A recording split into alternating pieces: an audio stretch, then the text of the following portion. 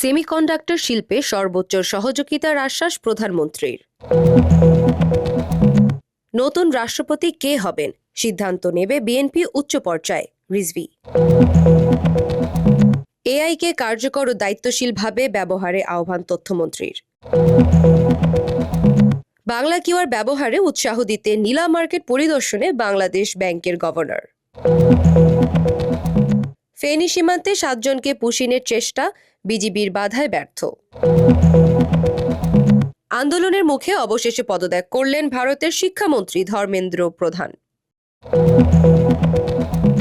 যুক্তরাষ্ট্রে ৩৫ বছরের মধ্যে ভয়াবহ হামের প্রকোপ, আক্রান্ত ২,৩১৮ জন।